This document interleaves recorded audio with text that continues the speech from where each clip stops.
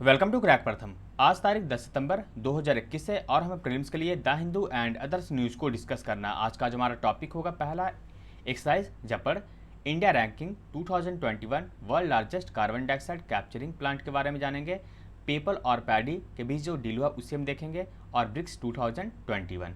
पहला टॉपिक हमारा एक्सरसाइज जपड़ 2021। ये जो एक्सरसाइज है यह एक कन्वेंशनल बैटल फील्ड एक्सरसाइज है, यानी कि जो पुराने कालों में युद्ध होते थे, यानी कि पारंपरिक युद्ध, उसका एक प्रकार है।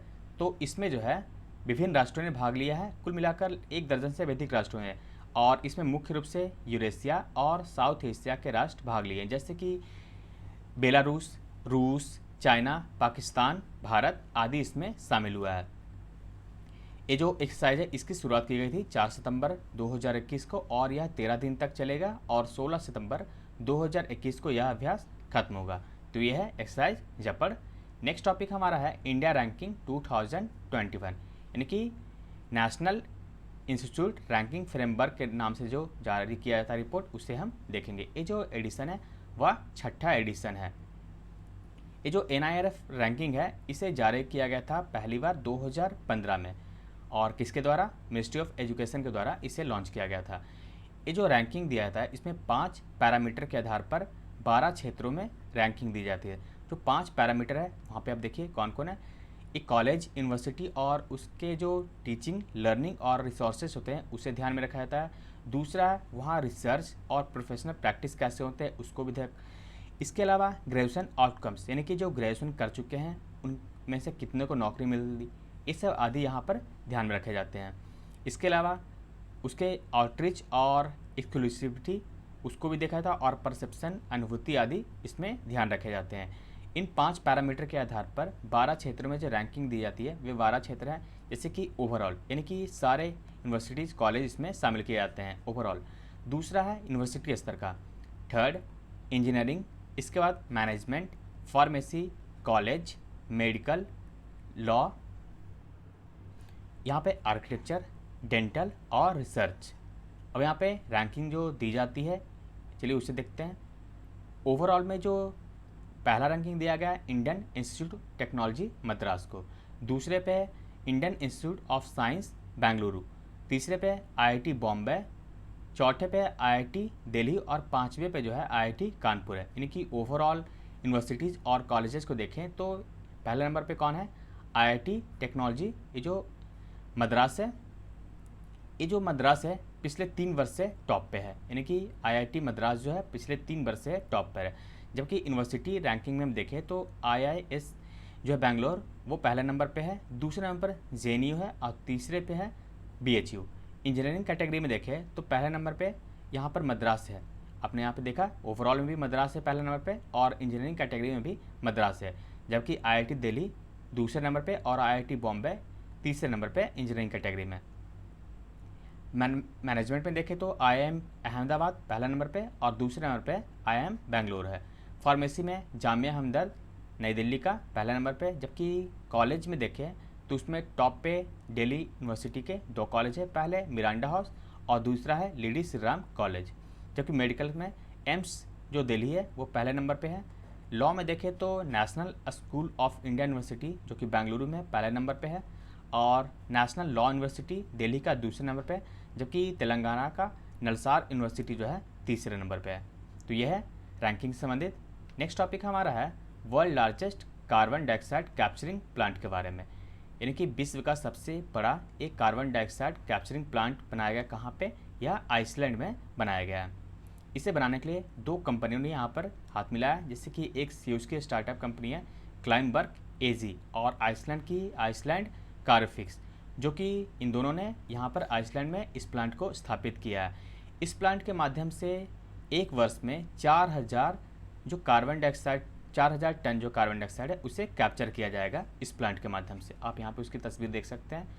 4000 टन का मतलब है कि एक कार, यानी कि 790 कार जो है एक वर्ष में कितना एमिशन करती है, उत्सर्जन करती है, उसके बराबर है यह कैप्चरिंग। यानी कि जितना 790 कार उत्सर्जन करेगी उसके बदले यह एक वर्ष में यहाँ पर कैप्चर करेगी कार्बन डाइऑक्साइड को। इंटरनेशनल एनर्जी एजेंसी के देखें तो उसके अनुसार पूरे विश्व में 31.5 बिलियन टन जो है कार्बन डाइऑक्साइड का उत्सर्जन किया जाता है पूरे विश्व भर में, जिस कारण से जलवायु परिवर्तन काफ़ी बढ़ गई है। आपने देखा होगा किस प्रकार से बर्फ पिघल रहे हैं, है ना। तो इसका अगर इस प्रकार से कैप्चर किया जाएगा तो इसमें ग्लोबल वार्मिंग में भी कमी आएगी। हालांकि यह आंकड़ा काफ़ी कम है, 4000 टन इसके सामने, यानी कि 31.5 बिलियन के सामने यह काफ़ी कम है। लेकिन इसे शुरुआत तो कह सकते हैं ना, क्योंकि यह जो तकनीक काफ़ी महंगी होती है, काफ़ी महंगी तकनीक है, जिस कारण से जो छोटे राष्ट्र हैं वो नहीं लगा पाते हैं। लेकिन ये बड़े राष्ट्र हैं इसलिए यहाँ पर स्थापित हो सका। लेकिन धीरे धीरे जैसे ही तकनीक में विकास होगा वो अन्य राष्ट्रों में भी स्थापित होगा और कार्बन डाइऑक्साइड की जो क्षमता है उसमें कमी लाई जा सकती है।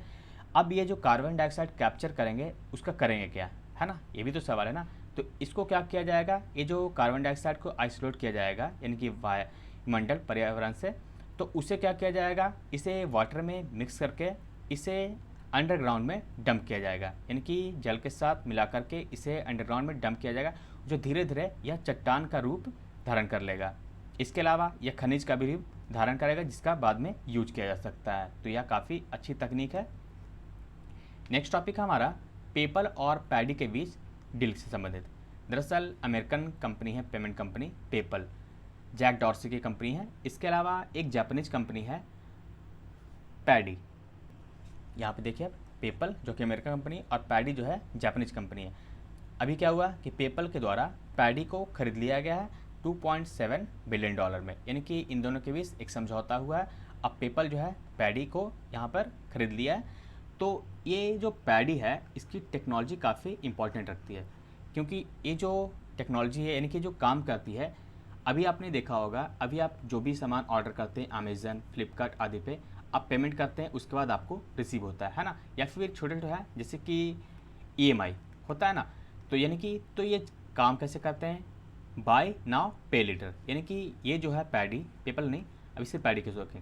तो ये जो पैडी है ये बाय नाउ पे लेटर यानी कि BNPL पे काम करता है, यानी कि खरीदे अभी और पैसे बाद में दें। तो अभी जो है पेपल जो था वो तो डायरेक्ट होता था ना, लेकिन अब इन दोनों के बीच में डील हो गया। तो ये जो तकनीक है अब दोनों एक साथ ये काम करेंगे, क्योंकि इस कोविड-19 काल में इस प्रकार के जो चरण हैं काफ़ी बढ़े हैं और इसीलिए जो है पेपल और पैडी के बीच इस प्रकार के डील हुए हैं। क्योंकि ग्राहक जो चाहते हैं वो अभी पे करना चाहते हैं और मतलब खरीदना भी चाहते हैं और पे बाद में करना चाहते हैं, यानी एक प्रकार जैसे आप क्रेडिट कार्ड की यूज करते हैं, है ना, अपने यूज अभी किया और 40 दिन 30 दिन बाद आप उसको पेमेंट करते हैं। तो इस प्रकार के अब ये चरण जो है बढ़ने वाले हैं अभी। लेकिन कुछ विशेषज्ञों का कहना है कि जो BNPL है यानी कि बाय नाउ पे लेटर, यह तकनीक एक प्रकार से ये जो बड़े बड़े कंपनी होते हैं उनके द्वारा आम लोगों को डेट ट्रैप में फंसाने का एक चाल हो सकता है। तो ये कुछ इसकी खामियां भी है। हम देखेंगे भारत में क्या यह प्रिवेलेंट है, यानी कि भारत में क्या है, तो यह भारत में भी कई क्षेत्रों में है, जैसे कि कॉमर्स क्षेत्र में देखें तो इसके अलावा ग्रॉसरी, फूड डिलीवरी आदि में जो है यहाँ पर यह शामिल है।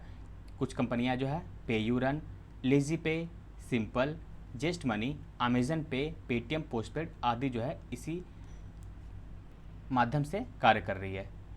नेक्स्ट टॉपिक हमारा है ब्रिक्स 2021 के बारे में, यानी कि ब्रिक्स 2021 का जो है मुख्य सम्मेलन वो हो गया कल, जिसकी अध्यक्षता किसने की, भारत के द्वारा। भारत के द्वारा यह तीसरी बार इसकी अध्यक्षता की गई है।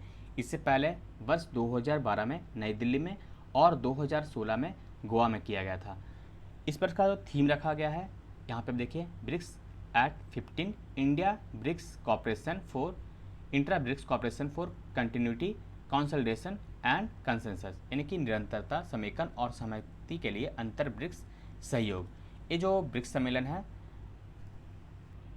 यहाँ पे आप देख रहे होंगे कि ये एट 15 लिखा हुआ है। ऐसा इसलिए क्योंकि हालांकि ब्रिक्स का जो ऑफिशियल तौर पे इसकी स्थापना 2009 में की गई थी, लेकिन ब्रिक्स राष्ट्रों के जो विदेश मंत्री होते हैं उनकी पहली बैठक यूनाइटेड नेशन जनरल असेंबली में यानी कि न्यूयॉर्क में वर्ष 2006 में ही हो चुकी थी। तो 2006 और 2021 तो 15 साल हुए ना, तो यानी कि यह 15वां सम्मेलन हो रहा है। हालांकि अगर 2009 से देखें तो यह 13वां ही होता है।